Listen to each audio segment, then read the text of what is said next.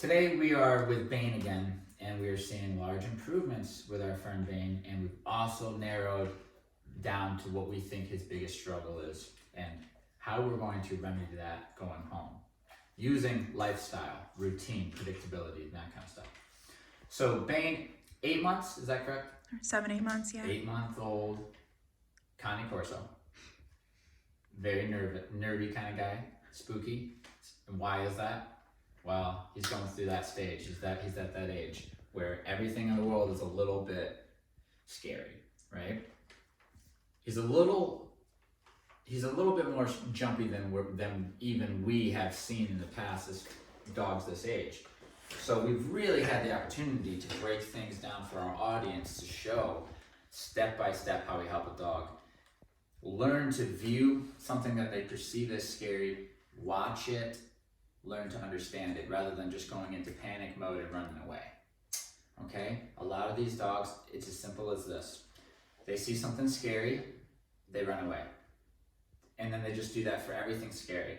And they never learn about the thing in the world, because usually it's something that's not going to hurt them. So they form a belief that's really a superstition. It's not based in reality. It's not true. It's not accurate. How does this happen to our poor dogs? Well, a lot of dogs who don't live with other dogs to get that type of direction, that can happen. And if the human's not stepping in to give them direction during these times and help them through these situations, that can happen.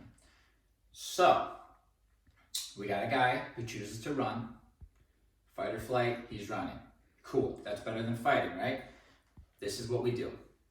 We teach him a stay command, the place command. It's perfect. We have him feel comfortable on this command. We get him in an environment that is quiet and safe, and he's relaxed and he feels good. And then in through the door comes something new and spooky, like a vacuum cleaner. Now his first instinct is going to be run, right? We know this because this is his history. This is his MO. This is what he does. He sees something scary, he bolts. He doesn't even give it a second. It's seriously like he overreacts. Now what we're doing is we're taking away that option. That's all he's ever known to do is run when something's scary. Oh no, what's going to happen? Well, what happens is that you're actually going to get a chance to watch the situation passively and notice that it has nothing to do with you and it's not going to harm you, and it's simply just your human running a vacuum to clean the floor, right? Or it's just simply, what are other noises that dogs are spooked of that he was spooked of? He's spooked of just any unfamiliar noise. So with it being that bad, we've had the opportunity to do some really cool training protocols that I haven't done in a while, and we're sharing them with you. So he's on place. He's not supposed to get off the bed. So I'm going to start holding him accountable for the rules of place, and then I'm going to run the vacuum, and you're going to watch the process happen right in front of you. Here we go. He's been through the process before, yesterday. Okay, we started it. Every time he goes through this process, he's going to become more familiar and more comfortable and more confident with the process of going from uncomfortable to feeling relaxed and comfortable. Okay, he's getting to know that process. So here we go. We're going to help him. Down. Get my numbers right. Down. The performance is obviously not as good because he's concerned. I wouldn't stop mid-rep like this if I wasn't talking to the camera, but I would like you to see he's hesitating on even giving me my down at this point because the vacuum's leaning against the wall. Okay? So I have to become more relevant than the environment. And how do I do that? I have to tell him that there's more, there's a heavier consequence if you don't listen to me than the vacuum, which is an e-collar correction. So I'm going to give him one now. Down.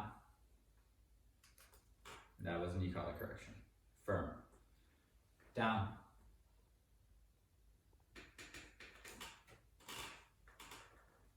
Good. Now that's the hard part, right?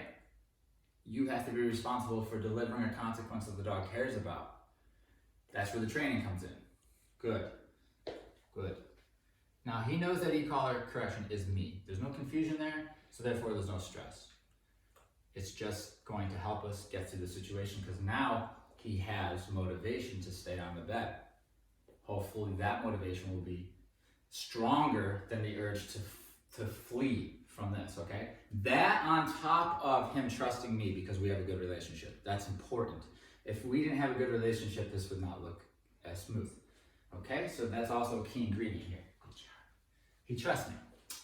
And so far, I have not given him a reason not to. Okay, so this is gonna be scary. I hope it turns on.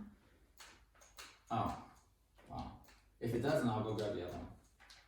Yeah, it's dead. Okay, I want to go grab the other one. But I'm going to leave this in the room. Use the, I'll use the shop vac. Use the shop vac. It's right there. Yeah.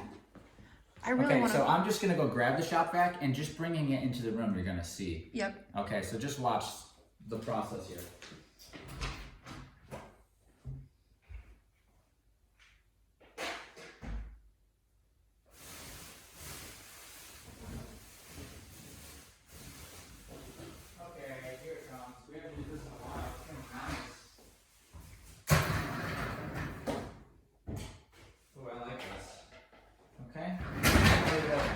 He has been impressing me, so let's watch his decisions, okay, guys? See him holding himself back? That's good. Good boy. Signs of impulse control. That's right. Nice. That's his choice. Good boy. I have not corrected. I'll let you know when I do. You've seen me correct earlier. Okay. Good boy. For me, right there, I have to let him know that was pretty good, man. That was pretty good. Good job. Yeah, because he's never seen that before. No, he hasn't, and that's what his whole deal is something new coming in. It doesn't matter if it's really at this point. It doesn't matter if it's silent or making noise. I had a hose out on the lawn that wasn't there last night when he was there last. So he comes out and he's like, "Ah, what the hell is that?" Right? And the thing's not moving. It's not making any noise. Same response. So. And this is typical of young dogs, and they need direction, and they have their pack usually to help them. Like if there was other dogs they trusted was in that environment, those dogs would go up and check that thing out and then move on, which would encourage him to do it, and then he would carry on that way. If he's living with humans that aren't doing that, then this is what we get. We get a dog who would just end up forming his own belief system, and it's not going to be very accurate, and it's going to be hard to live with, okay? So, there's a reason why you see Riggins around a lot of these videos with him. It's because he gets another dog, he gets to look at a dog and see how he's responding. He just gets a reference of what he should be doing. Okay, so we got a lot of elements here. It looks like we're not doing much, but we got my relationship, we have his loyalty to the commands is about to be tested. I mean, he really believes these things are going to harm him. Yes. Which is crazy. Yes, so that's what we're here for. You guys are going to see it. I know these videos get long, but this process isn't just a couple minutes. This is a lengthy process. I mean, this is a dog who, like, this is how people come up with these crazy stories of, oh, the dog must have been abused. At 100%. But this dog has been with his owner since 8 weeks. He's never been abused. Yeah, that's 100% so what happened. This is stuff that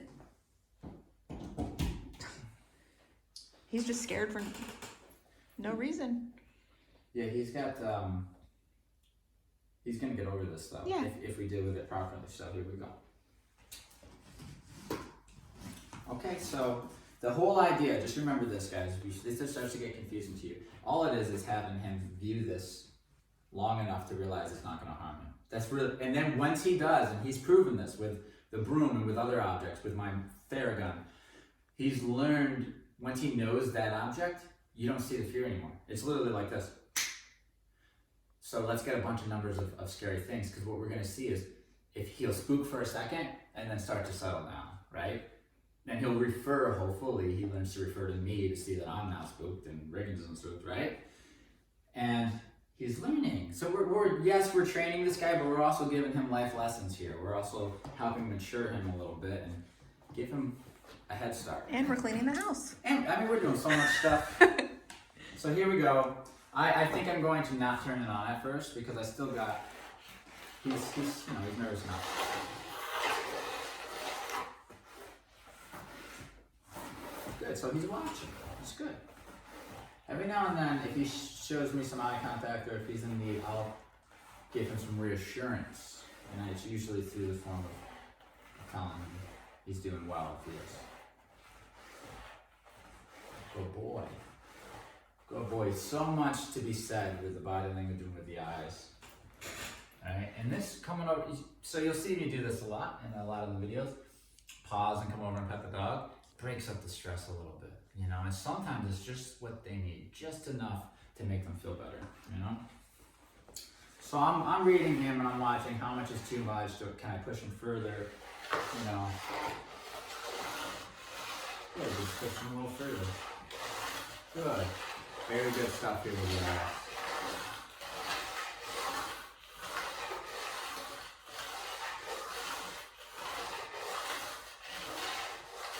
Good boy. Now, if I just kept doing this for like 15 minutes. Starting to sniff now. Thank you, Julie. Yes, that is huge. If he goes from very cautious to curious, ooh, that's good. That's the side of the brain we're trying to get him to see. A different personality dog would come in here and be curious about everything. Like this vacuum would come in and they'd run right up to it, right? We want him to start using that side of his brain to get curious about things. So I'll actually start marking that, you know?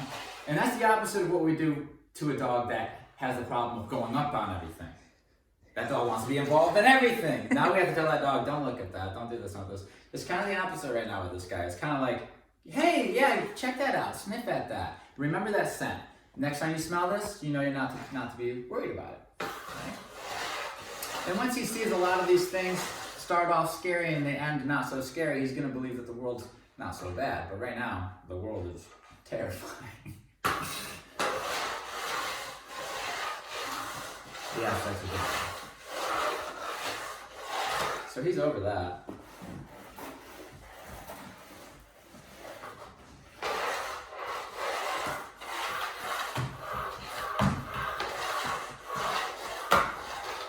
That's good. You know those little good boy.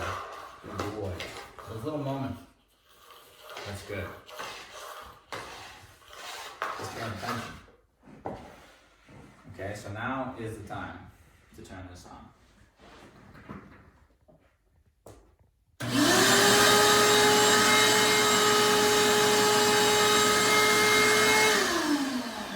Brilliant response. Really interesting response from Riggins too.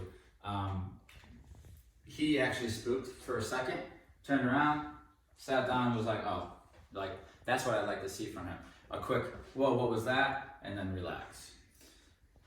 That was good. And the reason why it was so good is because I broke it down. I didn't just turn it on at first and start going by him.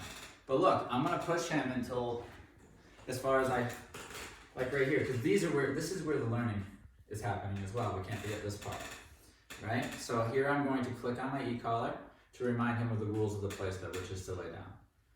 Down. You see me clicking, if you can see the red on the e-collar. That's at a level 6. It's not punishing to him. To him, that's just me kind of giving him a tap on the shoulder and reminding him. If he ignores this, then we go up. Good boy. Okay, so there was no punishment there. There was just a warning, kind of, is what that would be. It's like, hey, remember, and he just feels that reminder. Good job. Okay, and that's important to me, to give him that, because he's still going through this process. He's nervous. It's an honest mistake is what we call that, right? He's not just trying to be a dick and not pay attention to our process and want nothing to do with our program. He's invested in this program and he's invested in our relationship, and so he gets that kind of, hey, respect, because he's given us respect. Okay.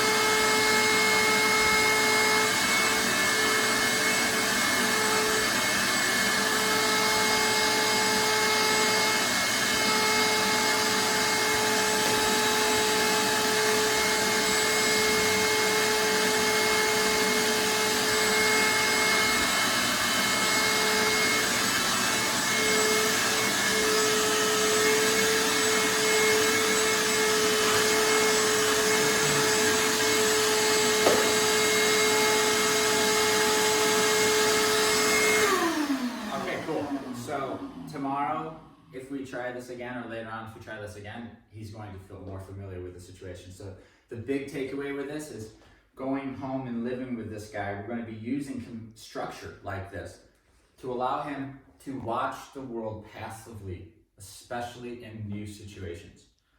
If it's a familiar situation and he already feels comfortable, then let him be involved. That's great. But if you know it's a potentially, well, just a new occasion for him. Let's just think of it like that. For a while, for the next year. If he's going to be put into a new situation, we're going to be leading him. Hey, go do this, lay down here. Or walk by my side, or this, or that, or that. Use the commands to give him a job so that he can then be held accountable to be on the place better in any of these commands, and letting the world go on around him so that he can just kind of watch it and not be affected by it. And then he'll feel comfortable. We see this with these dogs like this. We've had a few. Remember, there's another young lady lab, Kobuck. Wonderful example of a dog who was very similar. Very, very, very nervous of new situations, new places, new sounds, everything, right?